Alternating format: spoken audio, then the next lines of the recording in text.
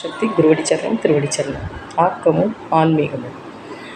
நேர்களே, ஒரு குட்டி கதை பார்ப்போமா? அனுபவம். ஒரு தடவை பெரியவாளை பார்க்குறதுக்கு ஒருத்தர் வந்தார். அவர் நமஸ்காரம் பண்ணுறார். நமஸ்காரம் பண்ணிவிட்டு எந்திரிக்கிறப்போ அப்படி விடுறார், பெருமூச்சு விடுறார். பெரியவா எந்திரிக்கட்டும், தன்னை ஆசுவாசப்படுத்திக்கட்டும், அதுக்கப்புறமா பேசுவோம் அப்படின்ட்டு வெயிட் பண்ணிட்டுருக்கார்.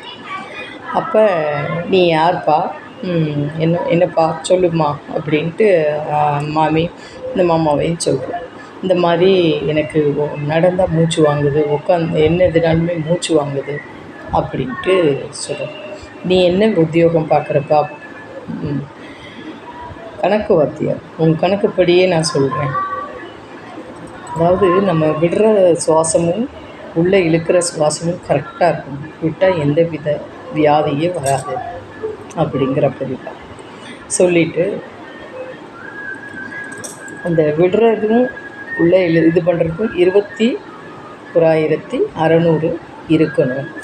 கரெக்டாக நம்ம நைட்டு படுக்கிறதும் இதுவும் நம்ம வேலை செய்கிறப்பையும் நம்ம அந்த சுவாசிக்கிறதும் விடுறதும் அந்த மூச்சு காற்று கரெக்டாக ஈவனாக இருந்ததுன்னா நம்மளுக்கு எந்தவித வியாதியும் வராது அப்படிங்கிறார் பெரியவா. இப்போ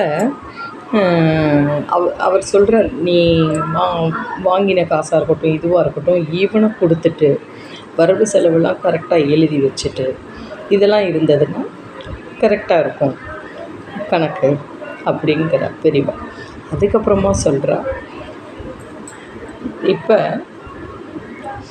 உள்ளே இழுக்கிறது வரவு, வெளியில் விடுறது செலவு அப்படிங்கிறா பெரியவா.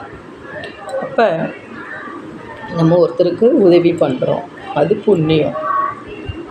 கண்டிப்பாக அன்னதானம் பண்ணுறோம், அது மகா புண்ணியம். அதனால் ஒரு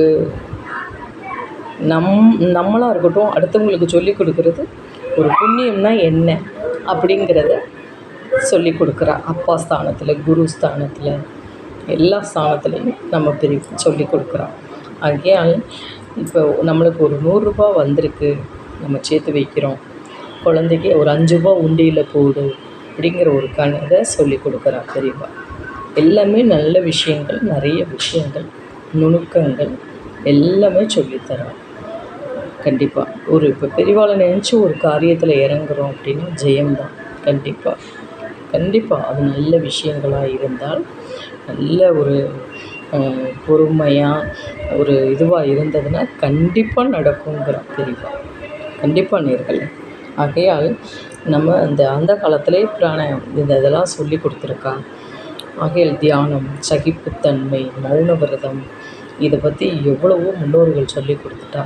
இந்த லோகம் ஒரு ஆன்மீக லோகமாக, ஒரு ஒரு இதுவாக நம்ம குழந்தைகளுக்கு வளர்கிற இந்த குழந்தைகளுக்கு நம்ம சொல்லிக் கொடுக்கணும் நேர்களே. கண்டிப்பாக. ஆகையால் சில பேருக்கு நடந்தால் மூச்சு வாங்குதுங்க. ஆக கொஞ்சம் தண்ணி குடிக்கணும், தியானம் பண்ணணும், நல்ல பிராணாயாமம் பண்ணணும், யோகா, எக்ஸசைஸ் இதெல்லாம் இப்போ எவ்வளவோ வந்திருக்கு.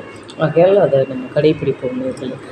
கண்டிப்பாக பெரியவா சொல்லிட்டு போயிட்டா. யோகா கண்டிப்பாக நம்ம செஞ்சு எக்ஸசைஸ்லாம் செஞ்சோம்னா நம்மளுக்கு அந்த முத்திரைகள்லாம் இப்போ வந்திருக்கு. இந்த முத்திரைகள்லாம் நம்ம கற்றுக்கிட்டோன்னு வச்சுக்கோங்களேன், அவ்வளோ நல்லது நேர்களே. கண்டிப்பாக. ஆமாம். நமஸ்காரம்.